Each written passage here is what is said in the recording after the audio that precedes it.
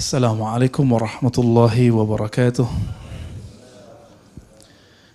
Innal hamdalillah nahmaduhu wa nasta'inuhu wa nastaghfiruh wa na'udzu billahi min shururi anfusina wa min sayyiati a'malina. May yahdihillahu fala mudilla lahu wa may yudlilhu fala hadiya lahu. Amma ba'du fa ya ibadallah usini wa iyyakum bittaqwallahi faqad fazal muttaqun. Wa naqulu asbahna wa asbahal mulku lillah. أصبحنا على فطرة الإسلام وكلمة الإخلاص وعلى دين نبينا محمد وعلى ملة أبينا إبراهيم حنيفا وما كان من المشركين لا إله إلا أنت سبحانك إنا كنا من الظالمين اللهم استر عوراتنا بسترك الجميل وفقهنا يا ربنا كما فقهت سيدنا عبد الله بن عباس في قرآنك وفي سنة نبيك محمد صلى الله عليه وسلم. Sahabat-sahabat yang melakukan Allah, terima kasih kepada pengurus yang telah mengundang saya, khususnya kawan-kawan ngaji di mana ngaji, pengaji di mana. Ya, semoga Allah berkahi amal-amal antum semua, amin. Keberkahan itu dimulai dengan qiyamul lail wa salatil jamaah. Keberkahan itu dimulai kepada orang yang bangun di malam hari dan yang bangun salat subuh berjamaah. Nabi mengatakan, Innallaha yuhibbul witr. Allah mencintai witir. Maka kata Imam Sya'rani, jika ingin tidur malamnya dalam keadaan berkah cinta Allah, maka berwitirlah. Bisa berwitir sebelum tidur, bisa berniat witir sebelum tidur. Maka siapa saja yang berniat witir sebelum tidur, dia tidur dalam cinta kepada Allah. Dan kalau dicinta Allah namanya apa? Wali. Jadi jadi wali Allah itu mudah. Antum jaga witir setiap malam, ketinggalan, kelupaan, ketiduran, diqadha.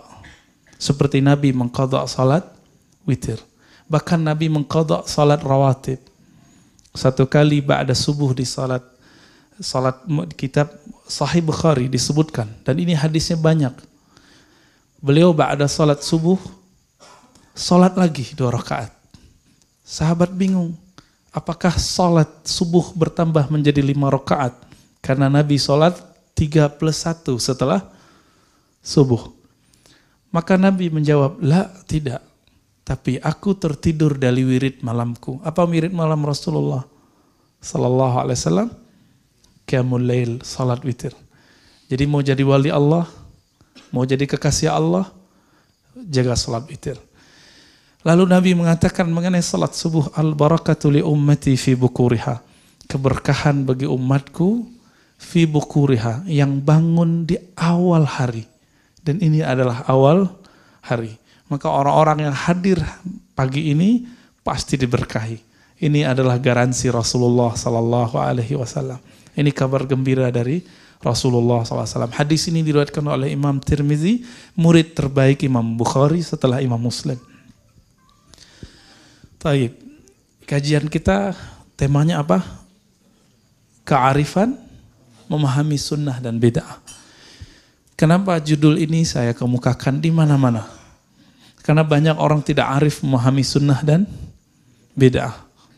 Sehingga kajian sunnah dan bid'ah tidak lagi membawa keberkahan, tapi membawa perpecahan. Nah, kita tidak mau itu. Kita maunya islah bainan nas, bainal mu'minin. Kita mau islah. Islah itu bukan berarti sama. Islah itu saya memandang orang itu dengan husnuzan. Sehingga saya tidak memandang dia sebagai orang yang berbeda dengan saya. Cuma karena beda hal-hal yang sepele, kemudian tidak membuat dia, oh itu beda, itu syubhat. Itu manhajnya beda dengan aku. Nggak ada kalimat seperti itu. Suatu kali Zaid ibn Sabit yang sekarang jasanya kita pegang. Apa itu? Al-Quran. Dalam hadis Sahih Bukhari dan Muslim, Abu Daud, Tirmizi dan imam-imam yang lain disebutkan bahwa Abu Bakar dan Umar radhiyallahu taala anhuma, ini pembeda ahlu sunnah dengan syiah, membaca radhiyallahu terhadap sahabat-sahabat agung, yaitu Abu Bakar dan Umar. Mereka ini berdua datang kepada Zaid ibn Thabit. Apa yang mereka katakan? Wahai Zaid, engkau ulama muda, hafiz Quran, sekarang tahukah engkau para hufaz terbunuh lebih dari ratusan orang. Di riwayat itu disebutkan 70, di riwayat lain 700. Wallahu alam mana yang lebih kuat. Apa kata Abu Bakar dan Umar? Seandainya engkau mengumpulkan Quran tentulah elok, tentulah baik. Apa kata beliau? Hal taf'alani ma lam yaf'al bihi Rasulullah sallallahu alaihi wasallam. Wahai tuan-tuan yang agung, wahai Abu Bakar dan Umar, apakah engkau melakukan apa yang Rasulullah tidak lakukan? Berarti di situ ada dua konsep, dua definisi mengenai bid'ah. Definisi Abu Bakar dan Umar dan definisi Zaid. Abu Bakar dan Umar radhiyallahu taala anhuma ketika memahami suatu kebaikan, maka itu dianggap bagian dari sunnah meskipun Nabi tidak buat. Namun Zaid ibn Thabit, kalau Nabi tidak buat, tidak lakukan, maka itu adalah bid'ah. Ada dua mazhab. Jadi dari dulu mazhab itu sudah ada. Maka antum yang memaksakan mazhab itu jadi satu, itu mustahil. Yang ada itu mazhab didialogkan, bukan dibenturkan. Coba lihat apa yang mereka lakukan. Lalu Abu Bakar dan Umar menjelaskan hujah-hujah mereka kepada Zaid ibn Thabit. Lalot, berbolak-balik, jawab-jawab. Dan itu tidak sebentar. Memakan waktu yang sangat panjang. Akhirnya Zaid mengatakan, fa'ara ma ra'aya.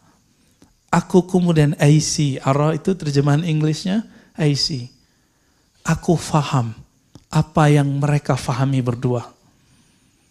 Maka Zaid bin Thabit menerima, tapi beliau mengatakan, seandainya engkau merintahkan aku an anqula jabalan ila jabalin, memindahkan gunung ke gunung yang lain, tentu lebih mudah daripada memindahkan Al-Quran kepada satu tempat. Kenapa? Kalau gunung kelihatan nggak? Kalau Quran di mana? Di dada. Gimana ngumpulinnya? Namun Zaid bin Thabit ternyata terima. Kita baca kisah itu, ternyata kisah itu sebelumnya yang berdebat adalah Abu Bakar dan Umar. Ternyata Abu Bakar dan Umar pun beda faham. Zaid bin Thabit di awal satu faham dengan Abu Bakar. Yang Nabi tidak buat, hal taf'al ma lam yaf'alhu Rasulullah, apakah engkau buat satu yang tidak buat oleh Rasulullah sallallahu alaihi wasallam? Maka itu bid'ah. Tapi Umar mengatakan, kalau kita tidak kumpulkan Quran, maka umat setelah kita, generasi setelah kita mau baca Quran apa? Maka beruntunglah antum, karena bid'ahnya Umar, kita masih dapat baca Quran. Dan sekarang udah jadi Android ya. Ada di handphonenya enggak? Ada di smartphone. Itu adalah bid'ahnya Umar. Lalu mereka dialog.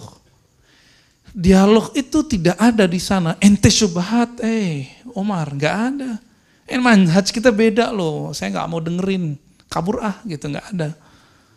Enggak ada kalimat itu muncul. Tapi di situ bertanya, hal. Itu kan pertanyaan. Pertanyaan sopan. Hal taf'al ma lam yaf'alhu Rasulullah. Hei Umar, apakah engkau buat yang Nabi tidak buat? Sopan enggak tuh? Cuma nanya konfirmasi, maksud kamu apa? Tapi enggak, itu ente bid'ah, enggak bisa, enggak begitu. Ya. Kawan saya khutbah di satu tempat. Cuma sayangnya, dia tidak tahu adab di tempat itu enggak boleh angkat tangan. Dia angkat tangan kemana-mana. Berdirilah seseorang, angkat tangan lagi, ente turun, di sini khutbah ente enggak benar, enggak beradab ente. Mana yang enggak beradab? Yang negur di bawah atau yang di atas? Jadi yang negur lupa, dia negurnya enggak pakai adab. Seharusnya gimana caranya? Tunggu selesai dulu, dia qadha dulu sholatnya. Kalau memang dia nggak yakin sahih, dia sholat zuhur dulu, habis itu baru dia ajak ngobrol tuh orang. Atau selesai sholat, dia ajak langsung ngobrol, bukan berdebat, tapi berdialog. Jadi teman-teman semua, ini yang kita sebut piknik. Ternyata pemahaman yang sempit itu bisa dipiknikkan. Maka selamatlah antum yang suka piknik. Yang ngajinya bukan kepada satu orang. Amalkan sikap Abu Bakar dan Umar. Adakah yang lebih mulia dari mereka setelah Rasulullah SAW? Gak ada. Nabi mengatakan apa? Iktadu bisyaikhaini. Ya. Hendaklah kamu iktidak, mengambil qudwah dengan dua syekh yang hidup min ba'di, setelah hidupku. Ini pesan Rasulullah SAW. Kenapa Nabi nggak sebut Ali? Ali bukan syekh. Syekh itu artinya tua, orang tua. Kalau Ali lain lagi, ana madinatul ilmi wa aliyun wa abuha, riwayat Imam Tirmizi. Kalau Utsman lain lagi.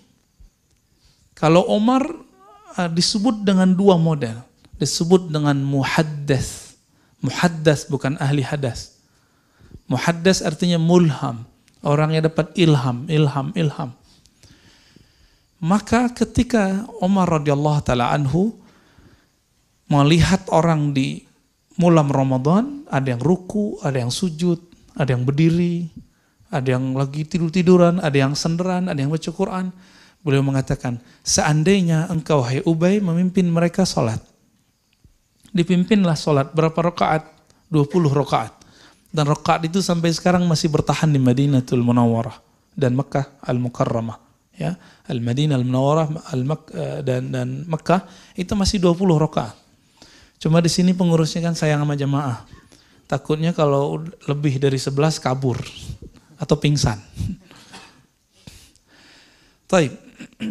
Apa kata Umar? Ni'matil bid'atu hazihi. Ketika melihat orang-orang ruku rapi semua, sujud rapi semua. Semuanya rapi. Apa kata beliau? Ni'matil bid'atu hazihi, senikmat-nikmat bid'ah itu ini. Anaknya Abdullah bin Umar. Anaknya siapa? Umar. Beliau itu melazimkan, mengkontinyukan sholat duha. Nabi tidak pernah mendawamkan sholat duha. Lalu ditanya oleh seorang muridnya, apakah engkau buat yang Nabi tidak buat? Nah, kira-kira sama begitu. Apa jawaban beliau? Ni'matil bid'atu hazihi. Senikmat-nikmat bid'ah itu ini. Dan ini semua riwayatnya sahih.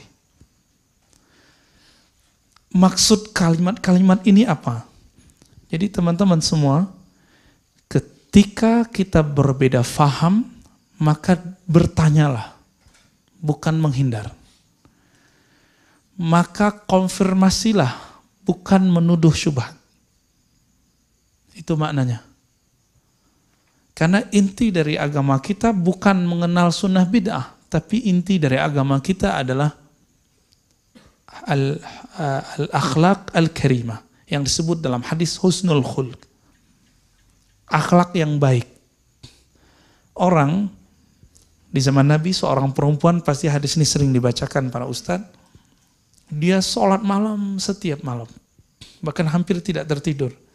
Tapi sama tetangganya gak baik. Apa kata Rasulullah? Finnar. Itu bukan tetangga sholat loh, tetangga rumah. Menurut antum gimana? Jika ada seseorang tetangga sholat kita gak nyaman sama kita. Suatu kali Mu'az bin Jabal memimpin sholat. Kepanjangan. Di belakangnya banyak orang-orang pekerja kayu, pekerja pengangkat batu. Hadis Sahih Bukhari, Muslim, Abu Daud, Tirmizi, dan hadis ini sangat mengagetkan saya. Kenapa? Nabi SAW ternyata pro-nya bukan ama orang yang keluar dari sholat. Jadi ada seorang pekerja keras, dia udah kecapean sholat.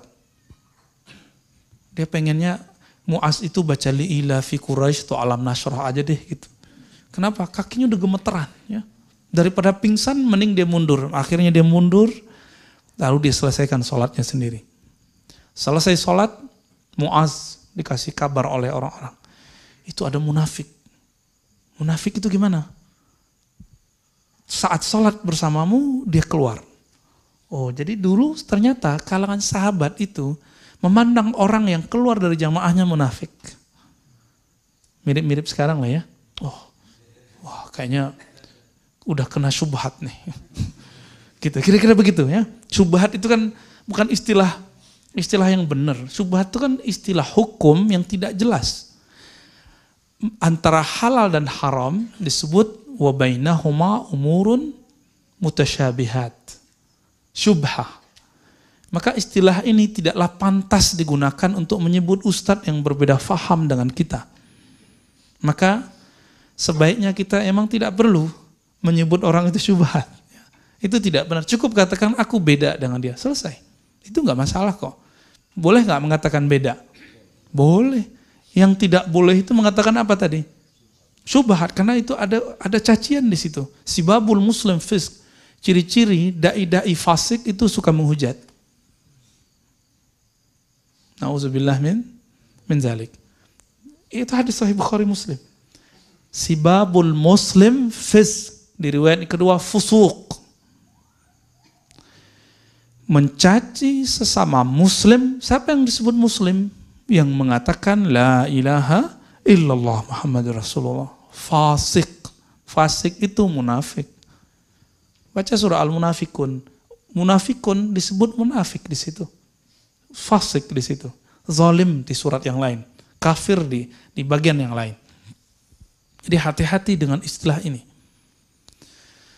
Maka teman-teman semua, jika antum berbeda, katakan apa? Kami berbeda. Selesai. Nah, lalu Nabi pro siapa? Kita coba lihat. Yang diadili orang yang tadi keluar atau Muaz? Ternyata yang diadili Muaz. Jadi Rasulullah itu di pusat kota Madinah itu bukan hanya tempat ibadah, tapi itu juga tempat untuk mengontrol dai-dai, imam-imam sekitar Madinah.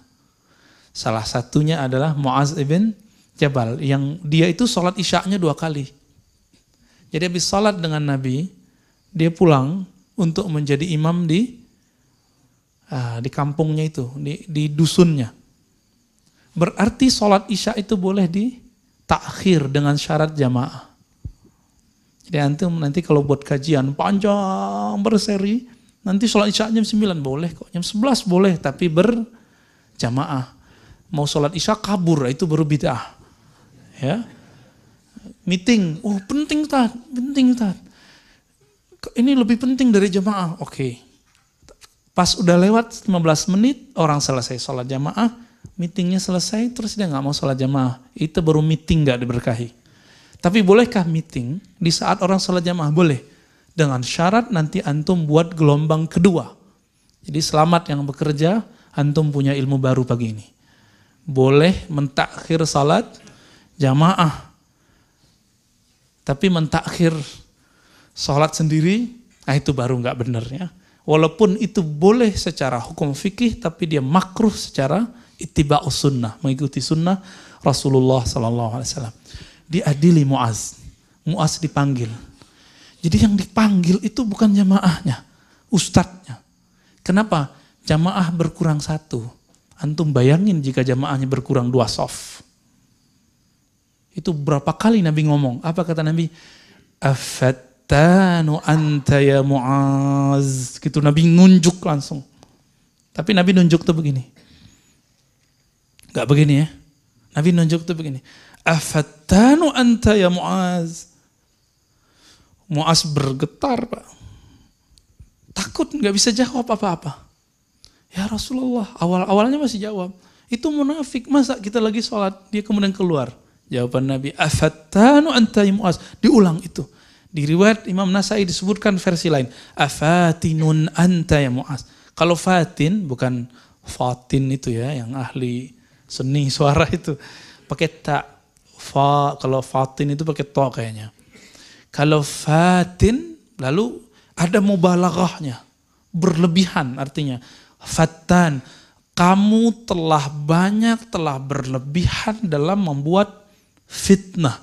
Fitnah dalam bahasa Arab buat kacau. Cuma satu jamaah nyusut. Disebut pembuat fitnah. Antum bisa bayangkan. Jamaah kita kurang berapa. Jadi kalau ada antum yang walk out karena saya ngaji, itu saya pembuat fitnah. Atau antumnya yang sahibu fitnah. Ya.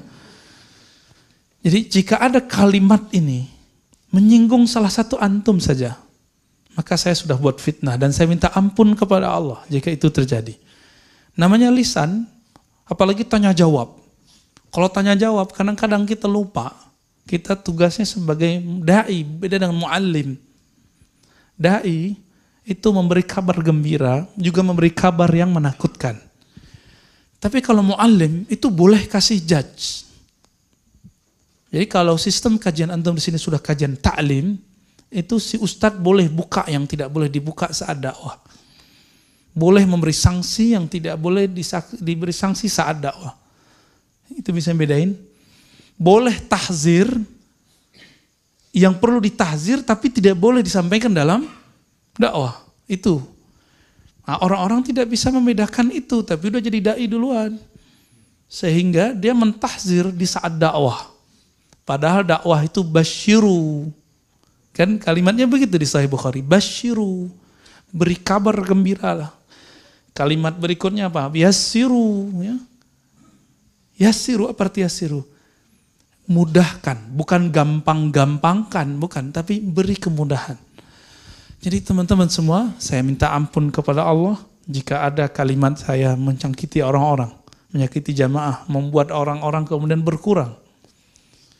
Tapi jika kalimat itu benar, pahit, saya mungkin berniat itu untuk ta'lim. Ya, biasanya kajian-kajian yang pakai kitab, saya menganggapnya itu ta'lim. Ya. Baik, jadi sahabat Nabi berbeda faham mengenai apa itu sunnah dan bid'ah. Tapi mereka arif. Mereka kemudian dialog. Nah, dialog ini yang mahal. Maka jangan buat majelis debat. Buatlah majelis tukar pikiran. Konfirmasi aja. Konfirmasi. Jangan buat majelis bentak-bentak. Buat majelis konfirmasi. Nanyain baik-baik. Seperti Zaid bertanya kepada Abu Bakar dan Umar. Ini baru zaman sahabat. Sekarang kita masuk ke zaman tabi'in. Tabi'in, ya. Saya dapat kabar, dapat WA mengenai satu amalan yang dianggap menyembah guru. Dianggap menyembah guru.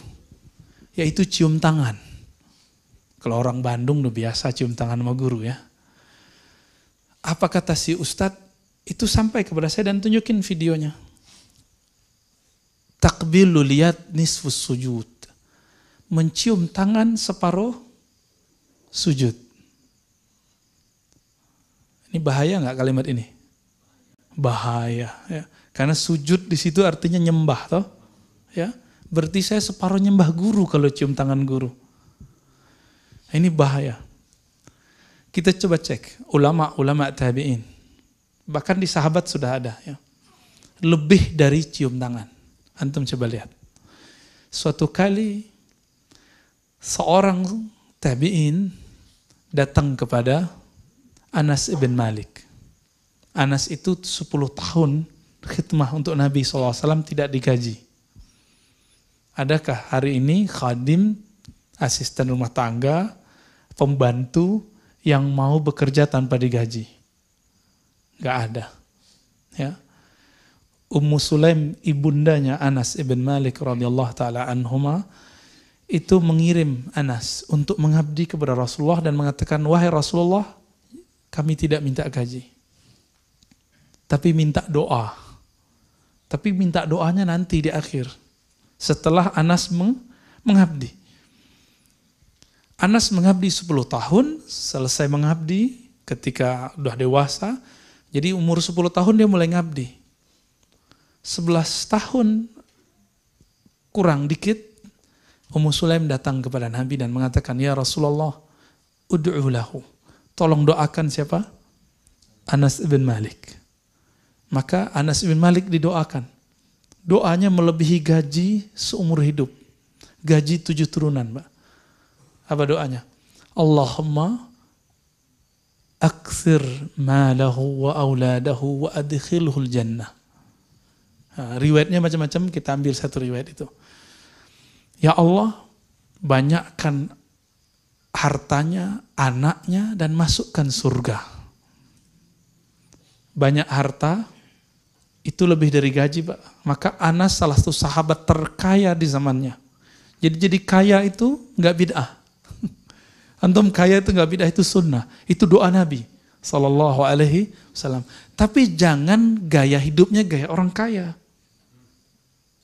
Gitu. Karena kalau gaya hidupnya gaya-gaya orang kaya, apa kata Ibrahim Al-Qassar? Siapa yang sok kaya, iftaqarah, maka dia dikutuk menjadi bermental miskin. Nanti keluar lagi model baru handphone, nyesek Pak. Mobil, apalagi mobil Jepang. Ya.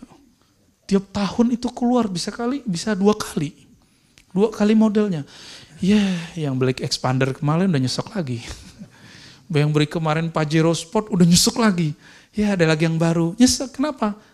Gaya lifestyle-nya gaya orang kaya.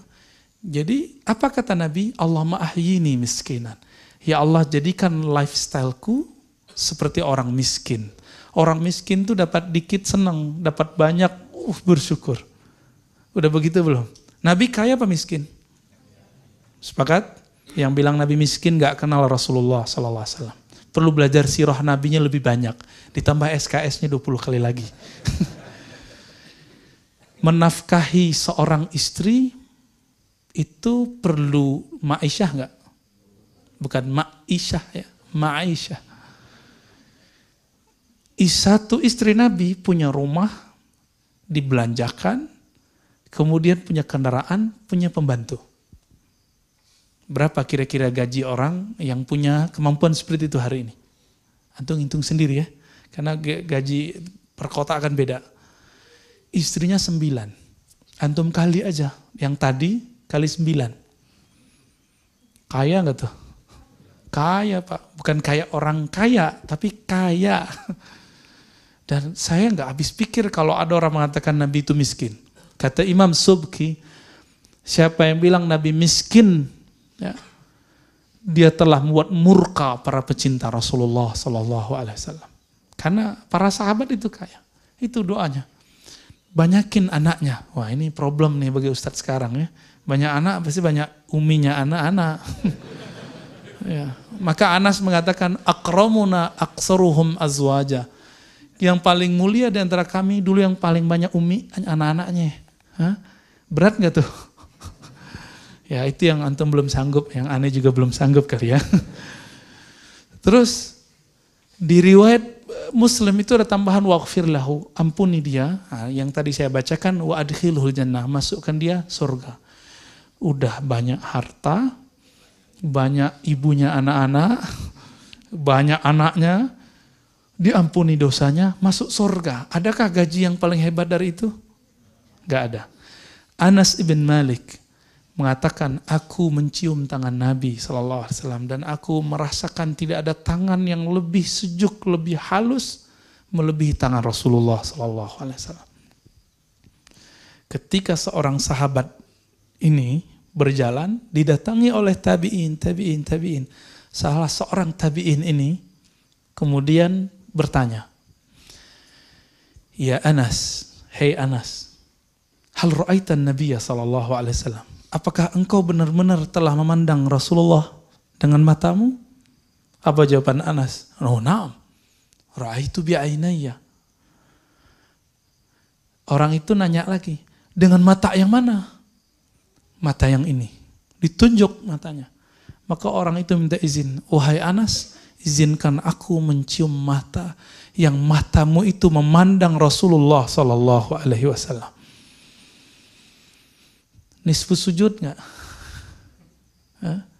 Saya nggak habis pikir itu kenapa orang berani mengatakan ini cium mata, bukan hanya cium tangan. Bahkan Ibnu Abi Mulaikah datang kepada salah seorang sahabat Nabi dan mengatakan, mana lisan yang dulu lisanmu itu diludahi oleh Rasulullah sallallahu alaihi wasallam. Dikeluarin lidahnya, dicium lidahnya itu. Itu bukan homreng itu, Pak, bukan. Tahu homreng kan? Bukan. Itu yang disebut dengan bab at-tabarruk. Bab mengambil keberkahan cinta kepada orang yang mencintai Nabi sallallahu alaihi wasallam. Satu kali Umar yang punya anak ini ya, Abdullah bin Umar lebih tepatnya, merindukan Nabi sallallahu alaihi wasallam.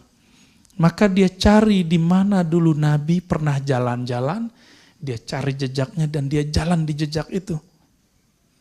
Sambil mengenang Rasulullah sallallahu alaihi wasallam. Dikenang. Dan dia teringat di pohon yang ini Rasulullah dulu pernah duduk, tapi pohonnya sudah dipangkas, tinggal cuma ya bekas-bekasnya. Nabi dulu pernah berteduh di situ. Dia berteduh di situ, pohonnya sudah nggak ada. Di situ dia mengenang Nabi Shallallahu Alaihi Wasallam. Itulah maulid yang dibuat oleh Abdullah bin Umar. Kenapa dia nggak perlu buat maulidan seperti orang-orang kita, seperti ulama di Hadramaut, seperti ulama di Al-Azhar? Itu di Mesir, orang buat dari 1 Rabiul Awal sampai tanggal 12, ditutup dengan pawai solawat. Setiap tempat buat, karena saking gembiranya, merindukan Nabi SAW. Bukan menyembah Nabi, tapi mengenang Nabi SAW. Karena kita tidak bisa melihat hari ini di manakah telapak Rasulullah. Kita nggak tahu di manakah pohon Nabi dulu berlindung. Maka teman-teman semua, kita husnuzon sama orang maulid. Mungkin dia ingin mengenang cinta para sahabat kepada Rasulullah SAW. Kalau kita nggak maulid, kita ganti namanya kajian sirah Nabi. Ya. Maka saya setiap pagi saya kajian sirah Nabi, saya maulidan tiap hari. Nggak perlu nunggu 12 Rabiul Awal. Tapi kalau ada orang mau 12 Rabiul Awal, nggak apa-apa. Siapa yang mengatakan nggak apa-apa? Itu imam syekh yang dulu dinukil oleh guru antum, guru kita semua, guru anak-anak muda di Indonesia, Ustadz Adi Hidayat, yang karena nukil imam ini, beliau ditahzir oleh banyak orang. Siapa nama orang yang disebut oleh beliau? Sayyid Muhammad Ahlawi Al-Maliki. Gelar Sayyid bagi orang yang tidak faham dikira menyembah guru. Disebut Taghut Makkah. Jadi salah seorang yang mentahzir Ustadz Adi dulu mengatakan, masa Taghut Makkah dikutip-kutip, diikuti, kira-kira begitu. Apa kata Sayyid Muhammad? Orang Mekah. Beliau, ayahnya, kakeknya, kakek dari kakeknya itu adalah pengajar Masjidil Haram sebelum Masjidil Haram dikuasai oleh orang-orang yang hari ini menguasai Mekah. Apa kata beliau? Jika engkau mengenang nabinya hanya sanggup sekali setahun, maka menurutku itu wajib. Kalau Abdullah bin Umar, Anas bin Malik setiap hari dia mengenang Rasulullah Sallallahu Alaihi Wasallam, maka nggak perlu maulidan. Ya, saya ditanya, Tat, bukannya maulid duluan yang buat Syiah? Saya jawab canda aja, Syibeh kali. Ya, di Syiah ada, betul di zaman Fatimiyah. Tapi di kalangan Muslim itu Sultan Muzaffar, lalu dibangkitkan lagi oleh Sultan Panglima terhebat yang kita puji setiap saat, Salahuddin Al-Ayyubi. Jadi dua orang ini, kita nggak ikut maulidnya Syiah, kita ikut maulidnya Ahlus Sunnah. Maka jika disebut bid'ah, teman-teman, mari coba kita bandingkan bid'ah menurut para sahabat, para ulama dengan bid'ah menurut para pendakwah hari ini. Itu jauh berbeda. Satu kali Syekh Al-Islam Ibn Taimiyah, yang saya juga punya kritik terhadap akidah beliau, tapi saya tidak membenci beliau. Saya mencintainya, seperti Syekh Yusuf An-Nabahani mengatakan aku mencintainya, namun aku mengkritiknya. Karena kritik itu boleh-boleh aja, yang nggak boleh mencaci. Antum kritik kita itu boleh, tapi mencaci itu tidak boleh. Syekh Ibnu Taimiyah rahimahullah punya kitab judulnya Iqtida' Shiratal Mustaqim. Apa kata beliau? Al-bid'atu adalah, bid'ah itu adalah kullu ma lam yadulla alaihi dalilun syar'i. Bid'ah secara ilmu hukum Islam bukan yang Nabi tidak buat. Tapi bid'ah adalah yang tidak ada dalil syaraknya. Pertanyaannya, yang udah pernah ngaji di pesantren atau di sini ada ustadz ngaji usul fikih, yang disebut dalil syariat ada berapa? Yang disepakati ada 4. Quran, sunnah, ijma', qiyas. Yang diperdebatkan oleh imam-imam mazhab ada lebih dari 10. Ada namanya maslahat. Apalagi? Istihsan, uruf, qaulus sahabi. Banyak sekali. Syar'u man qablana. Terus. Semuanya masuk di situ.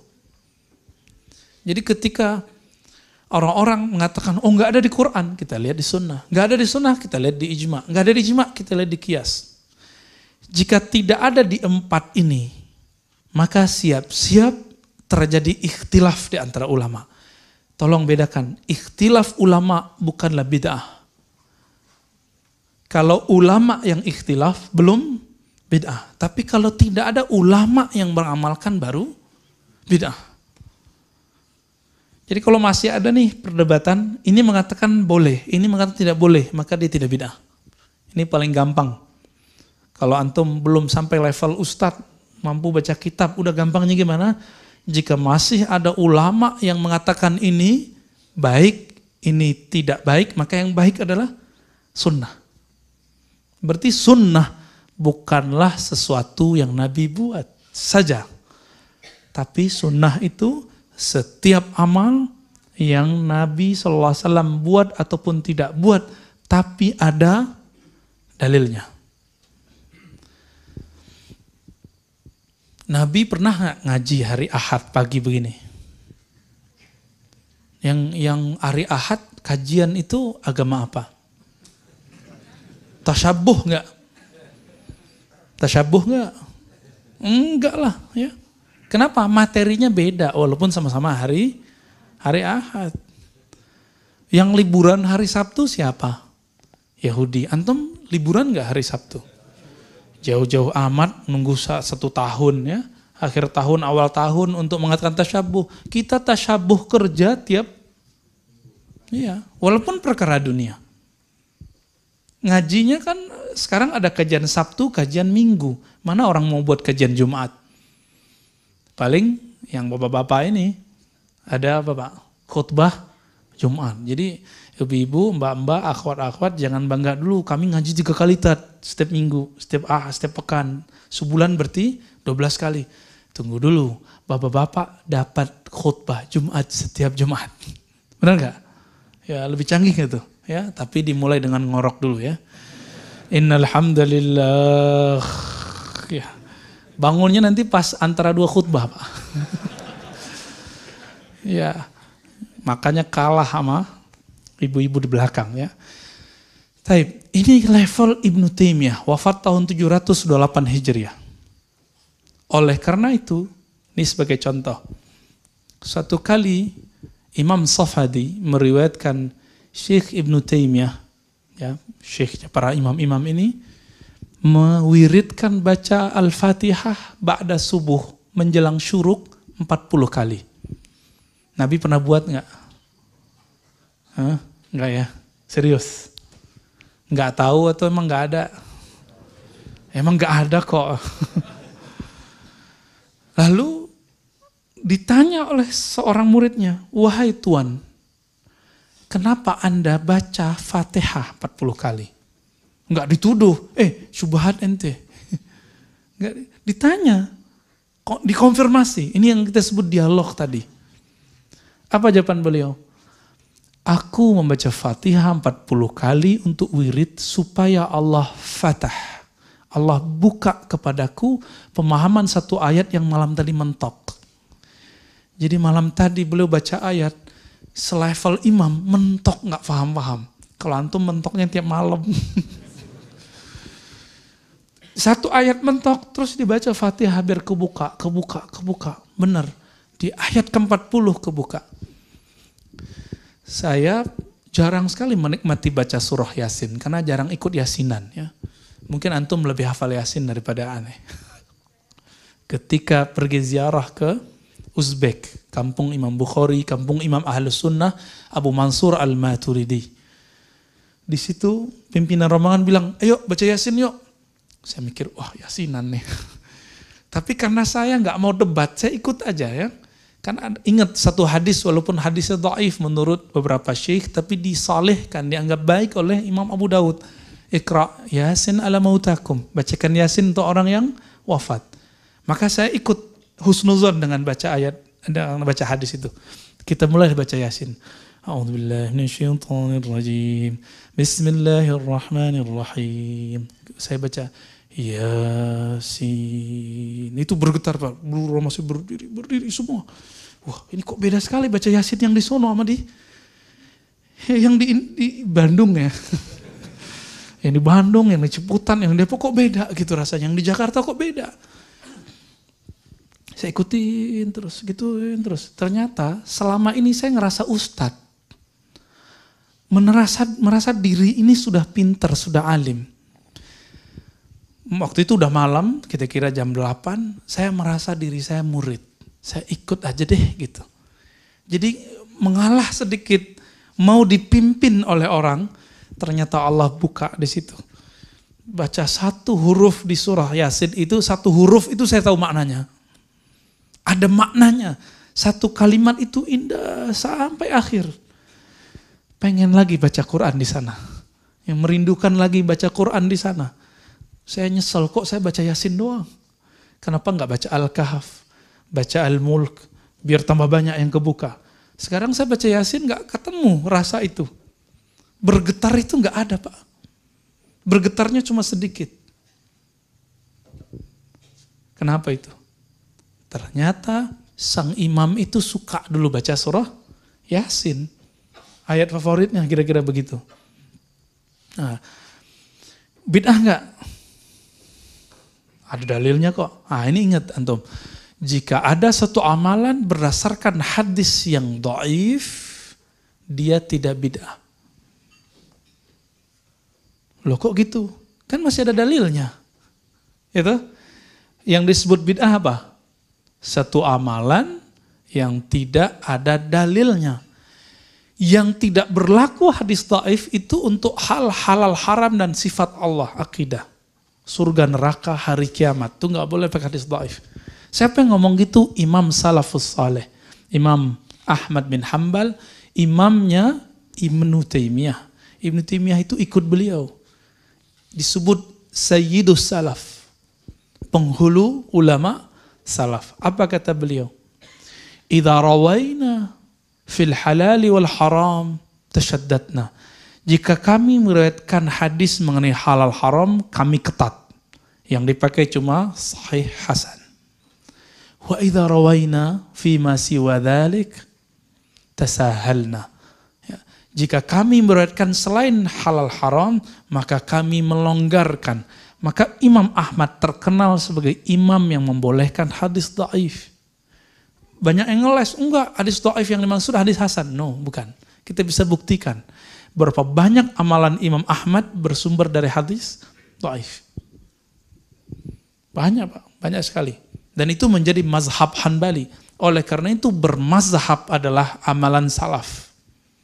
Yang mengatakan bermazhab luar salaf, itu telah mengingkari sejarah salafus saleh. Ya, saya mau tanya, Imam Ahmad bin Hanbal wafat tahun berapa? 241. Ya. Gurunya Imam Syafi'i wafat tahun berapa? 204. Salaf nggak? Salaf ujungnya kan 300. Ini masih di bawah 300? Masih. Imam Malik tahun 179. Imam Abu Hanifah 150. Maka 4 imam ini adalah imam salafus saleh.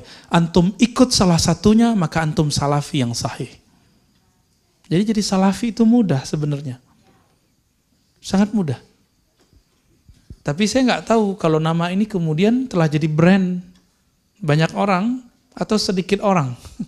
Ya. Maka saya meyakini saya ikut salaf. Karena imam saya adalah Imam Syafi'i, Imam Malik, Imam Abu Hanifah, Imam Ahmad bin Hanbal. Bukan satu imam. Imam kita ada Bukhari, Muslim, Abu Daud, Tirmizi. Nah ini contoh Tirmizi. Bahwa beramal dengan hadis dhaif itu adalah sunnah, bukan bid'ah. Silakan buka Sunan Tirmizi. Sunan itu jamak dari sunnah. Nanti ketemu satu bab. Bab aqiqah. Al-aqiqah bahasa Arabnya. Aqiqah. Udah ada terjemahannya sekarang ya. Hadis pertamanya mengenai azanil maulud. Mengazankan bayi baru lahir. Mengazankan bayi baru lahir. Saya sudah cek ternyata rawinya dhaif 2 orang. Lemah 2 orang. Jadi Imam Tirmizi ngambil dari seorang ulama, dari Nabi SAW, bahwa Nabi mengazankan cucunya. Dan di riwayatnya ada 2 rawi yang dhaif. Tapi Imam Tirmizi, murid Imam Bukhari mengatakan, hasanun sahih. Hadis ini hasan plus sahih. Antum ikut mana? Tiba-tiba muncul Syekh Albani mengatakan hadis ini dhaif. Hadis itu dhaif penelitian ilmu hadis standar. Tapi penelitian imam yang di atas standar yaitu Imam Tirmizi, hadis ini hasan sahih. Ternyata standar sahih itu tidak hanya rawi. Tapi ada satu lagi. Adakah ulama sahabat, ulama tabi'in, tabi'ut tabi'in, salafus soleh mengamalkannya? Jika ada, hadis yang dhaif itu langsung naik jadi sahih. Itu versi Imam Tirmizi. Imam Tirmizi, Imam salafus saleh. Antum ikut mana? Ikut Imam Tirmizi atau pendapat Syekh Albani? Itu boleh-boleh aja. Tapi kalau aneh ikut Imam Tirmizi. Karena murid langsung Imam Bukhari. Jarak beliau dengan Nabi cuma 4 orang. Jarak beliau dengan Nabi cuma 4 orang. Bahkan ada 3 orang, tapi yang kuat itu 4 orang. Antara beliau dengan Nabi SAW. Yang 3 disebut sulasiyat, yang 4 disebut rubaiyat. Hadisnya dhaif, tapi disebut sahih. Kenapa? Karena ada ulama salafus saleh yang mengamalkannya. Jadi sebenarnya jika kita mau membuka pikiran kita dengan baik, membaca kitab-kitab ulama salafus saleh dengan tenang satu-satu, dikhatamkan satu-satu. Nah ini tradisi salaf. Maka di sini katanya saya kaget malam tadi dikabarin oleh beliau nih ya. Ustaz, kita udah khatam di sini 6 imam. Loh, aku khatamnya 4 tahun kok. Di sini kok khatam cuma beberapa pertemuan. Ternyata baru sejarah imamnya. Semoga nanti ini masjid menjadi corong ahlus sunnah.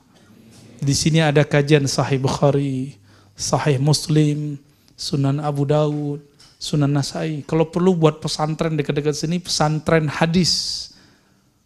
Pesantren hadis. Atau dibuat daurah-daurah kajian hadis. Kan banyak ahli hadis di sekitar Bandung. Bandung kan dekat kampus. Kampus UIN. UIN ya. UIN. Sebenarnya UI yang negeri. UIN itu mirip dengan Al-Azhar. Di situ ada orang yang lurus, di situ ada orang yang bengkok-bengkok, di situ ada ahlus sunnah, di situ ada ahlul bid'ah. Di situ ada orang yang manhajnya sahih, di situ ada orang yang tidak sahih. Ada yang liberal, ada yang tidak liberal. Namun yang dominan adalah ahlus sunnah. Maka cara orang untuk menjauhkan umat dari ulama, jauhkan umat dari UIN. Cara orang untuk menjauhkan umat dari ulama, jauhkan umat dari pesantren. Pesantren itu kan gak ada kaitan sama politik. Jika ada kiai keluaran pesantren berpolitik, itu gak ada hubungannya sama pesantren. Ya, jadi jangan pernah sudutkan pesantren karena lulusan pesantren itu berpolitik. Sepakat? Jika ada lulusan UIN liberal, itu bukan UIN yang liberal, dianya yang liberal. Karena kalau standarnya pakai oknum, maka Al-Azhar liberal dong. Kenapa? Banyak tamatan Azhar juga liberal. Ummul Qura, itu di mana? Di Mekah. Banyak yang liberal. Ya, bahkan antum nggak suka. Ya. Pimpinan ormas lagi. Ya kan? Ummul Qura, Mekah. Hei, jangan sebut Pak. Ya, semangat amat Pak. Jangan sebut-sebut ya. Jadi tidak ada standarnya itu oknum. Oke? Jadi nggak mesti tamatan ini berarti liberal, enggak. Jadi buku pemurtadan UIN IAIN adalah fitnah. Afattanu anta ya muallif. Ente telah buat fitnah, telah buat kacau. Sekarang kalau sebut UIN apa? Wih, liberal gitu ya. Murtad. Murtad enak amat ya. Ini tanda nggak ngaji akidah Ahlussunnah dengan benar. Murtad itu berat loh ya. Konsekuensinya berat. Yang gampang memurtadkan itu cuma satu kelompok dalam sejarah Islam. Namanya Khawarij. Jangankan beda faham begitu, beda coblosan aja murtad nama dia. Ya. Tuh pewarisnya tuh. Kita nggak mau, kita beda. Lagi-lagi kita kata tadi, kita berbeda tapi iman kita sama. Ya, jadi ciri-ciri Khawarij apa? Beda satu, udah. Maka terjadi di situ perperangan, pertarungan, hujat-hujatan. Nauzubillah min dzalik. Maka jika antum dihujat, syubhat, enggak usah khawatir. Dulu Ali bin Abi Thalib dikafirkan. Jadi kalau ketemu Ali, orang tuh manggil ya kafir. Ali dikafirkan, Madinatul Ilmi. Muawiyah dipanggil ya fasik. Dipanggil fasik, munafik. Abdullah bin Amr ya, itu dipanggil munafik, kafir. Jadi kalau sekarang kita cuma dipanggil syubhat, ya nggak apa-apa, syubhat bagi dia. Kan hadisnya kalau dilanjutin gimana? La ya'lamuhunna katsirum minan nas. Perkara syubhat itu tidak dikenal hukumnya oleh kebanyakan orang. Kalau kita tahu, berarti kita yang sedikit itu. Kebanyakan orang nggak tahu, dia salah satunya nggak tahu. Taib, sudah masuk syuruk, udah lewat. Nah, syuruk itu boleh dikerjakan sebelum duha. Yang nggak boleh itu subha. Subuh plus duha. Ya, jadi kalau kajian wajib atau sunnah? Kajian. Ngaji, belajar wajib. Sholat sunat syuruk, sunat. Jadi kalau ketemu wajib sama sunat duluan mana? Wajib. Oke, jadi kalau ngaji nanti, kecuali kita mau keluar duluan, ada hajat, jangan sholat depan ustadznya, sholat di belakang gitu. Biar ustadznya nggak baper nanti, karena nggak semua ustadz itu tahan banting. Ya. Baik, langsung kalau ada tanya jawab, tafadhal.